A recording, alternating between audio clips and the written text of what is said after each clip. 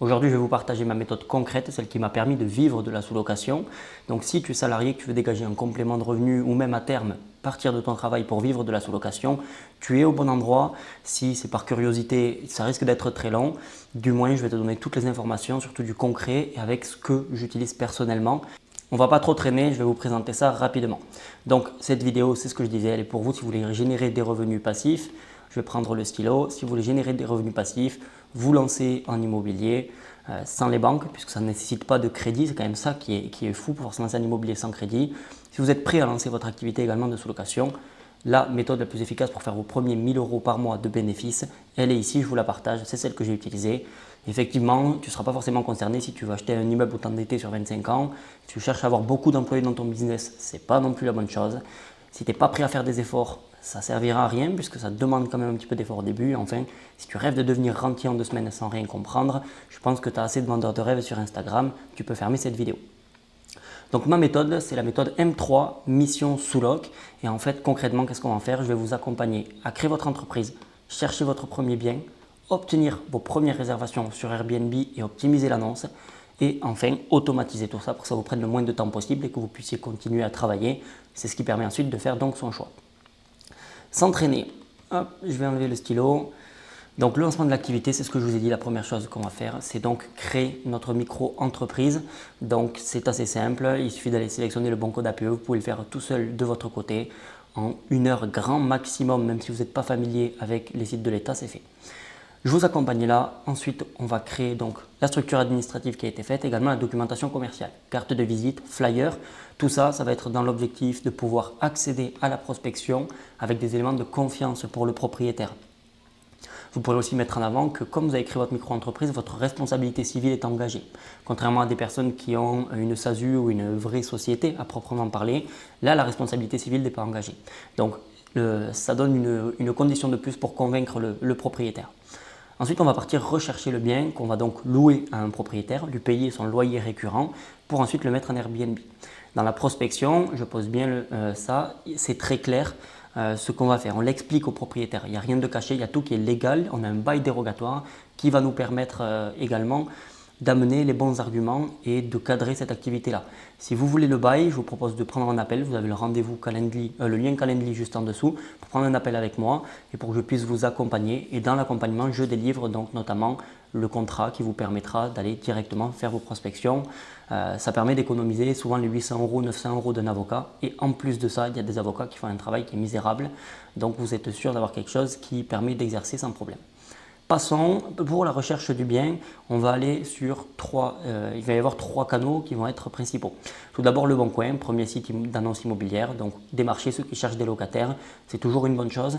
Un petit tips par exemple, vous pouvez classer les annonces de la plus vieille à la plus récente, puisque la personne qui cherche un locataire depuis longtemps, c'est-à-dire qu'il n'y a personne qui n'est venu la voir ou alors elle ne trouve pas la personne qu'il lui faut. Et c'est là où vous allez aussi avoir un point où vous allez pouvoir aller chercher ces annonces-là, puisque vous savez que cette personne a du mal à trouver un locataire. La deuxième méthode la plus simple, c'est le réseau. Vous en parlez autour de vous, de l'activité que vous lancez et vous avez de grandes chances de trouver des personnes qui cherchent des locataires, que ce soit de suite dans 6 mois ou dans 1 an, qui ont leur propre logement. Et donc, vous allez venir leur amener les arguments. Le fait que la sous-location, ça permet de ne pas avoir d'impayés. Donc ça, c'est souvent le plus gros problème en immobilier. Ça permet d'entretenir le logement puisqu'il y a des ménages professionnels à chaque fois. Ça permet également de ne pas avoir à changer de locataire tous les ans. Souvent, les locations meublées, c'est des baux d'1 an. Donc, le locataire va changer, il faudra refaire des visites, réétudier les dossiers pour les propriétaires. Là, il n'y aura pas besoin puisque vous restez. Et ça permet aussi de construire une relation de confiance. Et enfin, Facebook, les groupes Facebook par exemple, tu sais que tu es de Toulouse, Caen. Ce genre de groupe-là, il y a des personnes, surtout quand c'est des villes un petit peu plus petites, qui vont d'abord chercher des locataires ici puisqu'ils auront plus confiance en personnes de la ville. Donc n'hésitez pas à y aller et à vous positionner quand il y a une recherche sur un bien de locataire. Vous avez trouvé votre premier bien, c'est parti, on va faire la visite avec le propriétaire. Donc on fait juste avant la visite une étude de marché pour être sûr que tout soit bon. Si vous voulez savoir comment faire une étude de marché, vous avez juste à me DM sur Instagram, ce sera le 2e lien dans la bio. Vous m'écrivez étude de marché et je vous enverrai la procédure directement de comment faire votre étude de marché pour savoir si le bien est rentable ou non. Dans tous les cas, au début, je vous conseille d'aller faire les visites puisque ça vous permettra de vous faire la main.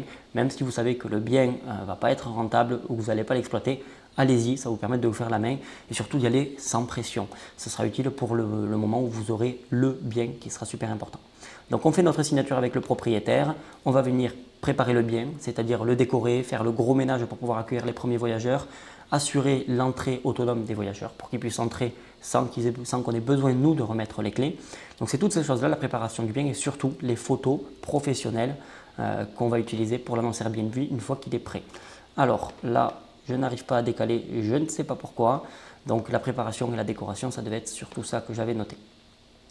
Et donc, quatrième point, donc créer une annonce magnétique, voilà, c'était les photos, c'est certain. Donc, créer des photos professionnelles en passant par un photographe professionnel spécialisé en immobilier, c'est très important. J'ai fait des erreurs, ne refaites pas les mêmes. Donc, demandez un portfolio pour voir un petit peu le travail que fait le photographe. Et ensuite, on va automatiser la gestion du logement, donc voir toutes les automatisations que l'on peut mettre en place pour qu'on puisse continuer à avoir notre travail, générer nos revenus et ensuite, fur et à mesure, en accumulant le logement, avoir le choix de quitter le boulot ou non. Donc tout est automatisable dans la sous-location, c'est ce qui est magique. Une fois que tout tourne, vous pouvez aller vivre à Bali tout le mois, il n'y aura aucun souci ou alors continuer votre travail sans avoir de pression. L'entrée des voyageurs, ça peut être fait, que ce soit via une boîte à clés, via une procédure un petit peu plus connectée avec des serrures connectées ou autre. Vous pouvez tout ouvrir, porte d'immeuble, porte d'appartement et faire en sorte que vous n'ayez pas besoin d'être là. Ou sinon, il y a la vieille méthode de la boîte à clés qui fonctionne encore et qui est mine de rien très pratique.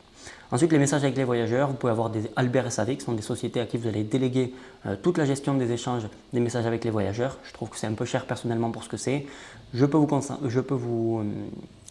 conseiller de vous tourner vers, j'ai le nom qui ne revient plus, Sherlock AI. Donc c'est une IA qui a été développée par des Français qui permet de discuter avec les voyageurs sur Airbnb. Elle va prendre en compte les antécédents de vos conversations. Donc elle va pouvoir apprendre là-dessus, elle va pouvoir lire aussi votre annonce pour prendre en compte tout ça et elle vous contactera si jamais elle n'a pas la réponse parce qu'il y a un problème qui est un petit peu plus important. Donc ça permet de gagner énormément de temps. Ménage, c'est pareil, on se tourne vers un prestataire de ménage. Vous avez plein de plateformes, que ce soit Allo Voisin, Yujo ou autre. Vous allez chercher, ou même Le Bon Coin, vous allez chercher un prestataire qui va gérer le ménage et le linge et donc le rémunérer en fonction. Donc comme ça, vous n'avez pas besoin de vous en occuper, juste checker que ce soit bien fait et qu'il vous ait bien envoyé les photos à chaque fin de ménage pour vous couvrir aussi vous de votre côté. Les commentaires, c'est pareil, l'IA peut les gérer. Donc les messages avec les voyageurs, ça peut être géré par Sherlock AI décidément. Le versement des loyers, rien de plus simple, vous envoyez un virement automatique chaque mois. Demande des quittances, c'est pareil, vous mettez les adresses email, un mail qui part tous les premiers du mois. Vous pouvez faire avec Zapier ou N8N, c'est pas très compliqué. Sinon, vous avez juste à faire un modèle de mail et l'envoyer tous les mois pour demander les quittances au propriétaire, pour avoir votre preuve de paiement de loyer et justifier aussi la sortie. Et enfin, la croissance, c'est quand même ce qui est magique. Il n'y a pas de business qui se développe tout seul, mais la sous-location, puisqu'on a des investisseurs immobiliers, on a des propriétaires, au bout d'un moment, vous allez forcément tomber sur des gens qui ont des contacts ou des gens qui eux-mêmes vont chercher pour d'autres logements des locataires de confiance. Et donc, c'est ça qui est beau puisqu'on va venir à vous pour vous proposer des logements et à vous de faire le choix selon la rentabilité. Donc, c'était vraiment express. Je vous ai vraiment donné le plus de valeur en le moins de temps possible pour que vous ayez complètement la structure et l'idée de comment est-ce qu'on se lance en sous-location. Après cette vidéo, vous avez concrètement tout pour y aller de votre côté. Je rappelle, si vous avez besoin du contrat, n'hésitez pas. On prend rendez-vous, on va discuter un petit peu de votre situation, voir si ça fonctionne. Et si je peux vous aider, je vous proposerai donc un accompagnement à l'issue de l'appel, même si ce n'est pas obligatoire. Vous avez donc tout de même la possibilité de m'envoyer un DM aussi sur Instagram, le deuxième lien dans la bio, et je vous ferai parvenir comment on fait une étude de marché. Donc vous m'envoyez étude de marché en DM et je vous enverrai tout ça de façon très pratique. N'hésitez pas à me contacter s'il y a quoi que ce soit d'autre et puis on se dit à la semaine prochaine pour une prochaine vidéo. Ciao!